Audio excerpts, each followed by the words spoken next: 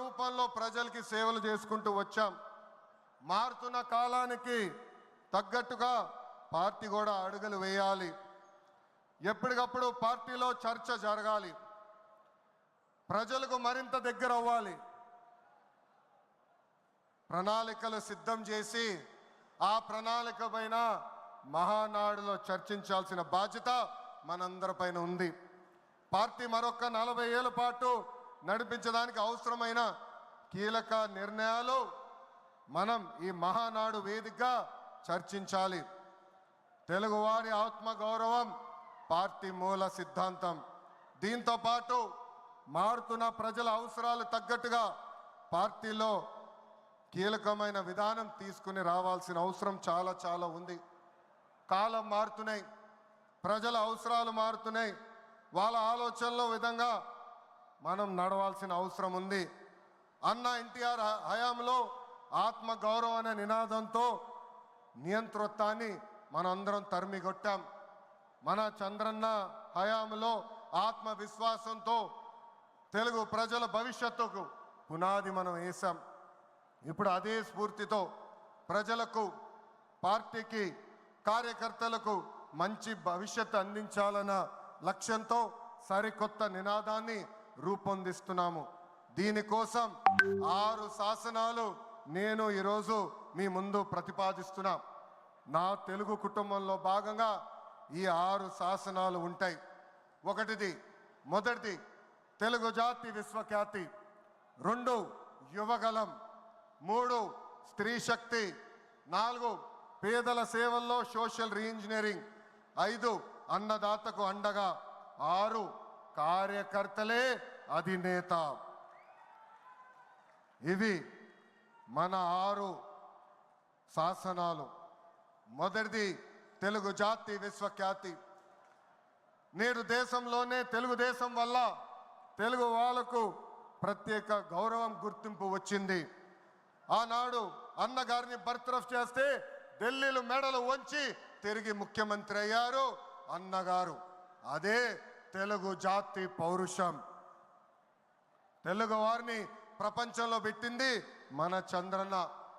కులం, మతం, ప్రాంతం అతీతంగా అన్ని రంగాల్లో ప్రపంచంలోనే నంబర్ 1 స్థానంలో తెలుగు జాతి ఉండాలి.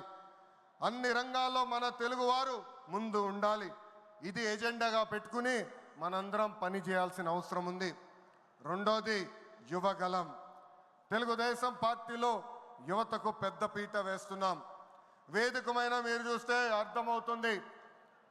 మొన్న జరిగిన ఎన్నికల్లో 164 శాసనసభ్యుల్లో 88 మంది మొదటిసారి గెలిచిన శాసనసభ్యులు ఉన్నారు. క్యాబినెట్లో కూడా తీసుకుంటే 25 మంత్రులకి ఏకంగా 17 మంది మొదటిసారి మంత్రులుగా కూడా నియమించారు గౌరవ జాతీయ అధ్యక్షులు చంద్రబాబు నాయుడు గారు. సీనియర్ని, జూనియర్ని గౌరవిస్తాం, పనిచేసే వాళ్ళని ప్రోత్సహిస్తాం. గత ప్రభుత్వంలో ఒక HSBC, Franklin Templeton, Amara Raja జాకీని తరిమేస్తే మన ప్రభుత్వ అధికారంలోకి వచ్చిన తర్వాత TCS, LG electronics, NTPC, BPCL, Reliance CBG, Arcelor Mittal ఇలా అనేక పరిశ్రమలు ఆంధ్ర రాష్ట్రానికి తీసుకొచ్చాం. మెగా డిఎస్సి ప్రకటించాం. ఈ మెగా డిఎస్సి ద్వారా 16,347 ఉపాధ్యాయుల పోస్టులు వచ్చే నెల జూన్ మాసంలో కూడా మనం భర్తీ చేయబోతున్నాం. ఇంకా యువతకు 20 లక్షల ఉద్యోగాలు కల్పించే లక్ష్యంలో మన ప్రభుత్వం అడుగులేస్తుంది. మన రాష్ట్రంలో బలమైన యువశక్తి ఉంది. వారికి సరైన అవకాశాలు అందిస్తే దూసుకుని పోతారు. అన్ని రంగాల్లో వారికి ఉపాధి, ఉద్యోగ అవకాశాలు కల్పించడమే మన లక్ష్యంగా పెట్టుకుంటున్నాం. మూడోది స్త్రీ శక్తి. అన్న ఎన్టీఆర్ మహిళలకు ఆస్తుల్లో సమాన హక్కు కల్పించారు. మహిళలకి ఆర్థిక స్వాతంత్రం ఇచ్చింది మన చంద్రన్న. గత ప్రభుత్వంలో శాసనసభ సాక్షిగా తల్లిల్ని అవమానించారు. సొంత తల్లిని, చెల్లిని మెడబట్టుకుని బయటికి గెంటేశారు. అర్థమైందా రాజా? అర్థమైందా రాజా? ఉద్యోగ ఉపాధి అవకాశాల్లో మహిళలకు రిజర్వేషన్, మహిళలకు విశ్వవిద్యాలయాలు, దీపం పథకం ఇచ్చింది తెలుగుదేశం. రానున్న రోజుల్లో మహిళల్ని మరింత బలోపేతం చేసి స్త్రీ శక్తి ద్వారా మనం కృషి చేయాలి. పార్టీ పదవుల దగ్గర నుంచి అన్ని రంగాల్లో మహిళల్ని సమానంగా బాధ్యత భద్రత కల్పించాలి. ఈరోజు నేను కొన్ని విషయాలు మీకు చెప్పాలనుకుంటున్నా. చట్టాలు శిక్షల వల్ల సమాజంలో మార్పు రాదు. సమాజంలో మార్పు రావాలంటే మన ఇంట్లో మార్పు మొదలవ్వాలి. ఇప్పుడు కూడా మనం కొన్ని పదాలు వాడతాం. గాజులు తొడుక్కున్నావా, చీరలు కట్టుకున్నావా, ఆడపిల్లగా ఏడవద్దు, ఇలాంటి పదాలు మనం మానేయాలి. అప్పుడే మనం ఆశించిన మార్పు సమాజంలో వస్తుంది. నేను ప్రతిపక్షంలో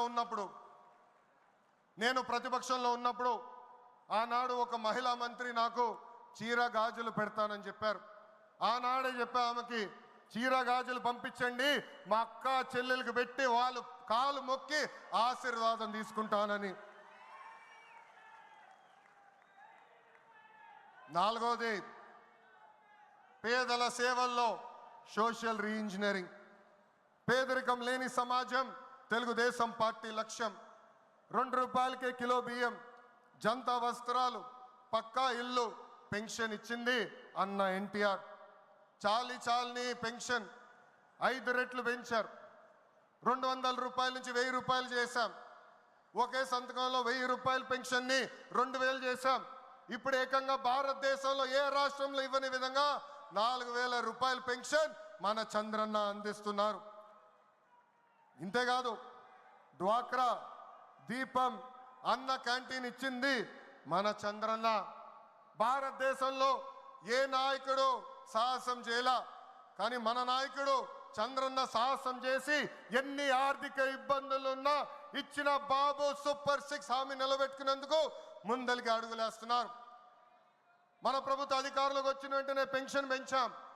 మూసేసిన అన్న క్యాంటీన్లు తిరిగి ప్రారంభించాం. మెగా డిఎస్సి ఏర్పాటు చేశాం. వచ్చే నెలలో తల్లికి వందనం ఇస్తున్నాం. ఆగస్టు మాసంలో ఉచిత బస్ ప్రయాణం కూడా మన ప్రభుత్వం అందజేయబోతుంది. ఇప్పుడు ఏకంగా P4 కాన్సెప్ట్తో పేదరికం నుంచి కుటుంబాలు బయటికి తీసుకొచ్చేందుకు చేయూత అందిస్తున్నారు మన చంద్రన్న. తెలుగుదేశం పార్టీ ఆవిర్భావం తర్వాత బడుగు బలహీన వర్గాలకి ఆర్థిక రాజకీయ స్వాతంత్రం వచ్చింది. పార్టీకి పునాదిగా ఉన్న మన బీసీలకి ఏకంగా స్థానిక సంస్థల ఎన్నికల్లో 33% రిజర్వేషన్ అందించింది తెలుగుదేశం పార్టీ. అందరికీ ఆమోదంతో ఏకంగా వర్గీకరణ చేసింది కూడా తెలుగుదేశం పార్టీ. అందుకే ప్రతి వర్గానికి న్యాయం చేయాలి, సోషల్ రీఇంజనీరింగ్ చేయాలనే లక్ష్యంగా మనందరం పెట్టుకోవాల్సిన అవసరం ఉంది. ప్రస్తుత పరిస్థితుల్లో అన్ని కులాలకు సామాజిక సమన్వయం కూడా అవసరం ఉంది. 5వది, అన్నదాతకు అండగా. రైతులు లేకపోతే సమాజమే లేదు. ఈ సిద్ధాంతం బలంగా నమ్మే పార్టీ తెలుగుదేశం పార్టీ. అన్న ఎన్టీఆర్ గారి దగ్గర నుంచి మన చంద్రన్న వరకు రైతుల జీవితాలు మార్చేందుకు కృషి చేశారు. డ్రిప్ ఇరిగేషన్ దగ్గర నుంచి ఇరిగేషన్ ప్రాజెక్టుల వరకు, సబ్సిడీ, హార్టికల్చర్ వరకు ప్రోత్సహించింది తెలుగుదేశం. ఈరోజు మనం ఆక్వా, పామాయిల్, కోకో రంగంలో మనం నంబర్ 1 ఉన్నాం. మామిడి, జీడి పంటల్లో 2వ స్థానంలో ఉన్నాం. దీనికి కారణం తెలుగుదేశం పార్టీ. అన్నదాతకు తెలుగుదేశం ఎప్పుడు అండగా ఉంటుంది. పొగాకు, కొక్కో, మిరప ధరలు పడిపోతే ఏకంగా గిట్టుబాటు ధర ప్రకటించిన నాయకుడు మన నాయకుడు చంద్రబాబు నాయుడు గారు. బంగారం లాంటి భూములు మన రాష్ట్రంలో ఉన్నాయి. వ్యవసాయం కరెక్ట్గా ప్రమోట్ చేస్తే బంగారం పండించే శక్తి మన రైతుల దగ్గర ఉంది. అందుకే అన్నదాతకు అండగా అనే విధానాన్ని మనం అమలు చేయాలి. 6వది, నాకు మనసుకు దగ్గర ఉండేది, కార్యకర్తలే అధినేత.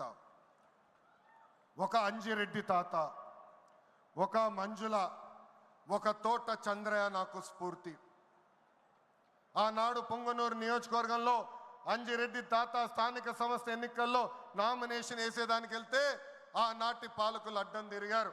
తొడగొట్టి మీసాలు మిలేసి రండి నేను నామినేషన్ వేసి చూపిస్తానని చెప్పారు మన అంజిరెడ్డి తాత. బూత్లో రిగ్గింగ్ జరుగుతుందని బూత్కి వెళ్ళి కూర్చుంది మంజుల.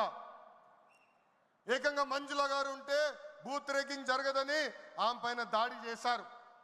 రక్తం గారుతున్నా భయపడలేదు. చివరి ఓటు పడే వరకు, ఈవీఎం బాక్స్ కి తాళం వేసే వరకు ఆ బూత్ లో నిలబడింది మన అక్క మంజుల. ఇంకా తోట చంద్రయ్య గారి గురించి ఎంత చెప్పినా తక్కువే. మనందరం చూసాం, నడివీధిలో ఆనాటి పాలకులు తరిమి తరిమి కొట్టారు. ఏకంగా డివైడర్ పెట్టి కత్తిని గొంతుకు పెట్టారు.